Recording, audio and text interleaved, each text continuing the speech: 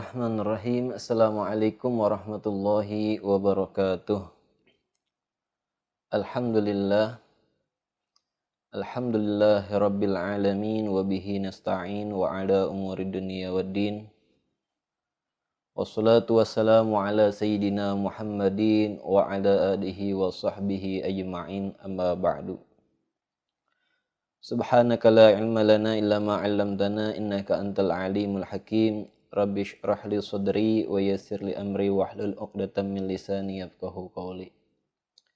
Alhamdulillah, pertama-tama puja serta puji syukur kehadirat Allah Subhanahu wa taala yang alhamdulillah masih memberikan kita ketetapan iman dan Islam di dalam hati kita, dan juga Allah masih memberikan kita nikmat sehat wal afiyah sehingga kita masih dapat bertemu kembali, berjumpa kembali dalam rangka mencari ilmu, dalam rangka belajar. Mudah-mudahan kenikmatan yang Allah berikan kepada kita, kita senantiasa bisa menggunakannya dengan sebaik-baiknya, yakni dalam rangka beribadah kepada Allah Subhanahu wa taala. Amin ya rabbal alamin. Salawat teriring salam semoga selalu terlimpah curahkan kepada junjungan baginda Nabi besar Muhammad sallallahu alaihi wasallam, dan mudah-mudahan kita selaku umat daripada baginda Nabi besar Muhammad sallallahu alaihi wasallam kita mendapatkan syafaat dari beliau. Amin ya rabbal alamin.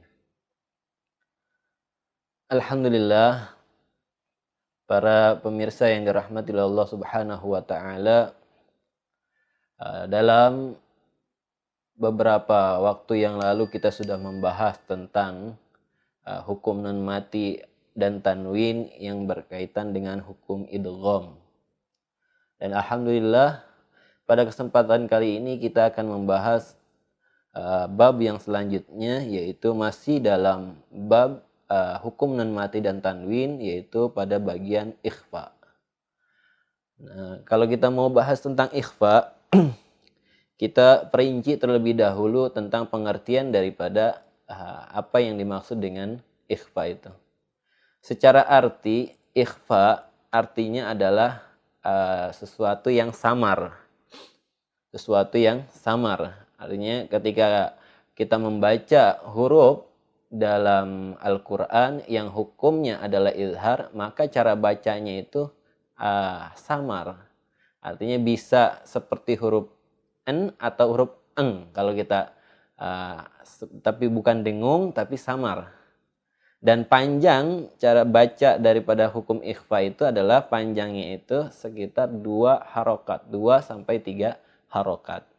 Dan jumlah huruf ikhfa itu yang perlu kita ketahui, jumlah huruf ikhfa ada 15 hurufnya.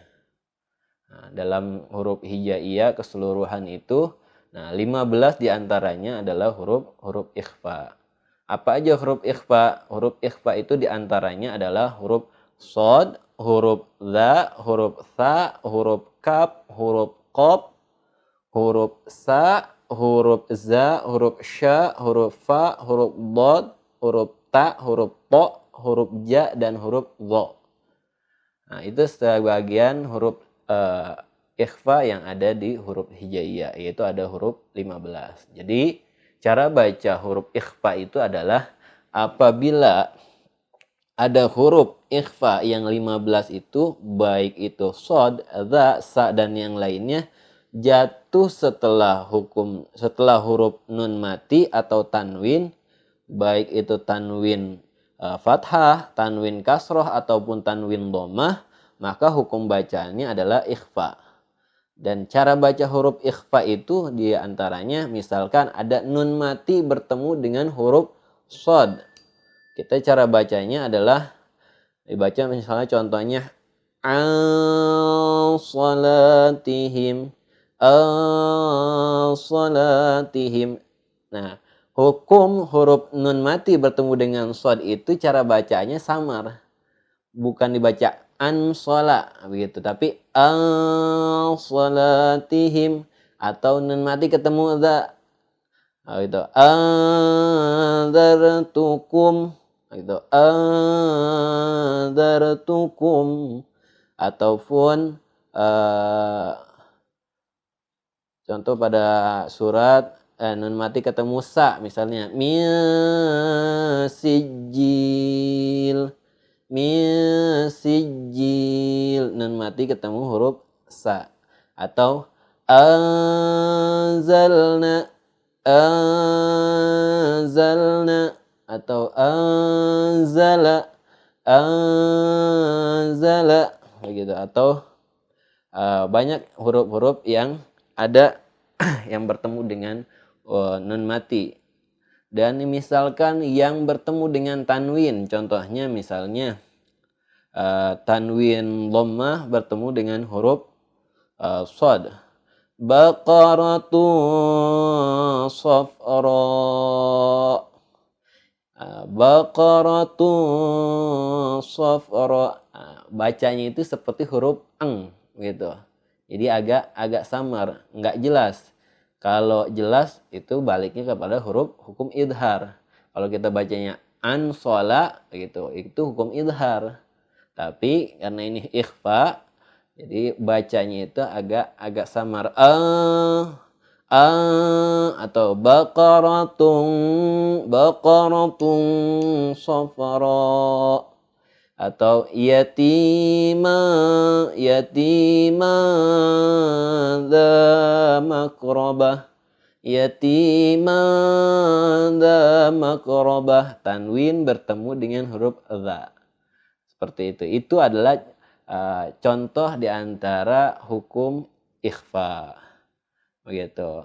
Banyak contoh-contoh yang sering kita lihat di dalam Al-Qur'an.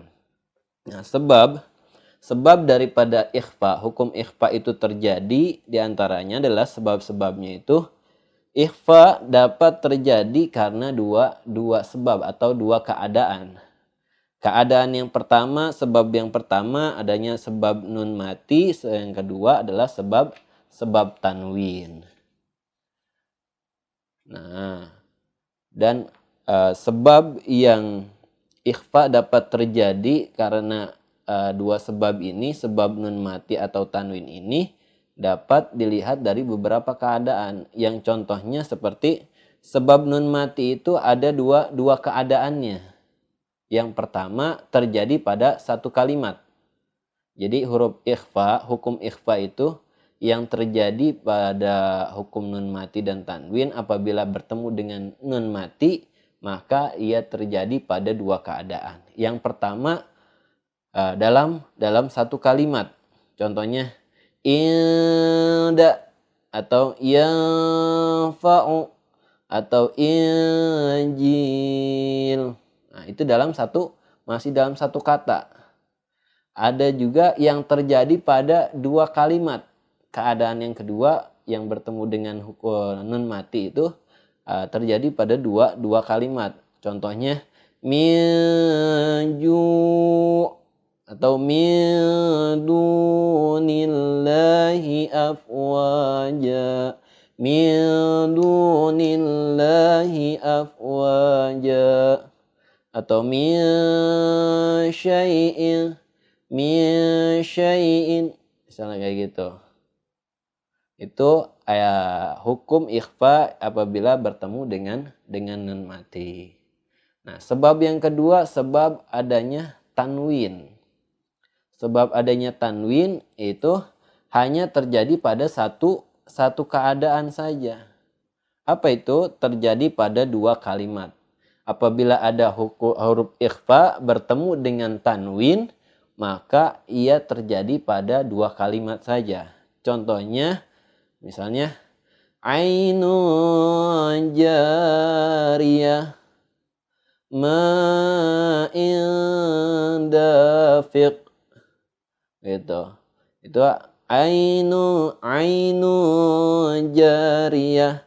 Itu dalam dua kata. Ainun satu kata, jariyah satu kata. Jadi nun yang bertanwin itu bertemu dengan huruf ikhfa ja. Ainun jariyah. Nah, itu. Jadi ikhfa itu terjadi ada dua sebab apabila bertemu dengan nun mati atau tanwin.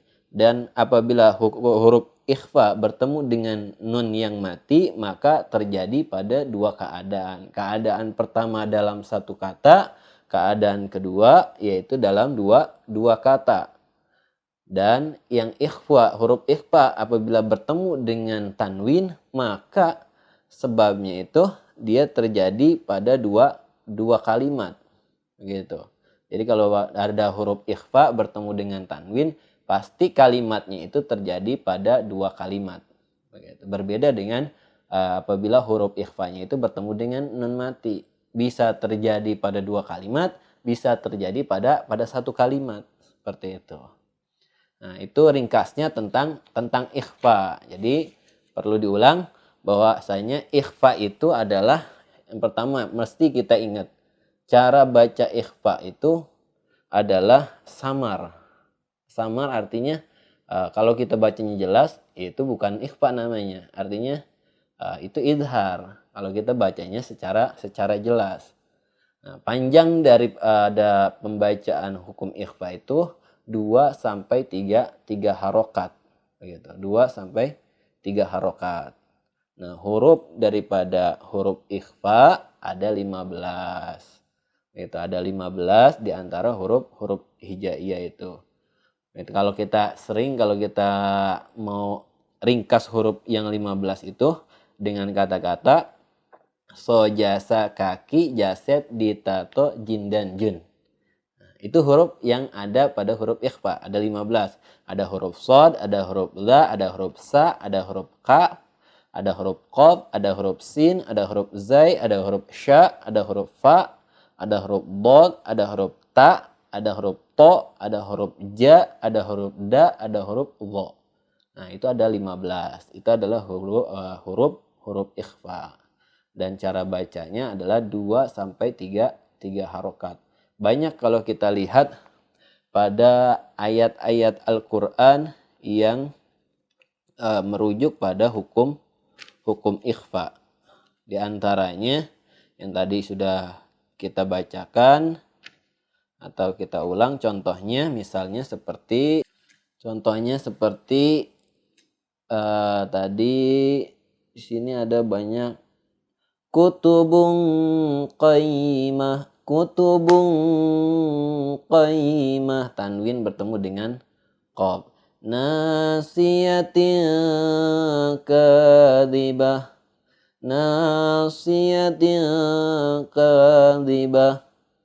qawlan sadida, yatima dza maqrabah. Nah, itu adalah contoh yang tanwin bertemu dengan huruf ikhfa. Atau anzalna alaihim, anzalna, atau anzartukum, nun mati ketemu huruf za, atau jatuh setelah huruf nun ataupun tanwin. Itu mungkin itu sedikit yang bisa kita gambarkan tentang ikhfa.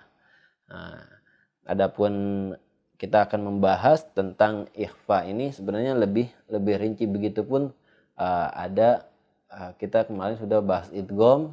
Nanti setelah kita sudah selesai pembahasan hukum nun mati dan tanwin, baru kita pembahasan yang disebut dengan hukum mim mati. Ada di situ yang disebut dengan idgham mutamasilen ataupun idgham mutajanisen atau idgham mutaqriben. Begitupun ikhfa. Ikhfa juga ada ikhfa syafawi dan yang lain sebagainya. Nah, itu sedikit tentang hukum nun mati dan tanwin yang ada pada ikhfa. Nah, mungkin itu sedikit yang bisa kami gambarkan tentang hukum ikhfa. Mudah-mudahan bisa kita pahami dan mudah-mudahan kita bisa mengamalkan dalam membaca Al-Quran dalam kehidupan kita sehari-hari. Amin ya rabbal alamin. Mungkin cukup sekian yang bisa saya sampaikan. Kurang dan lebihnya mohon maaf. Wal afu minkum. Wassalamualaikum warahmatullahi wabarakatuh.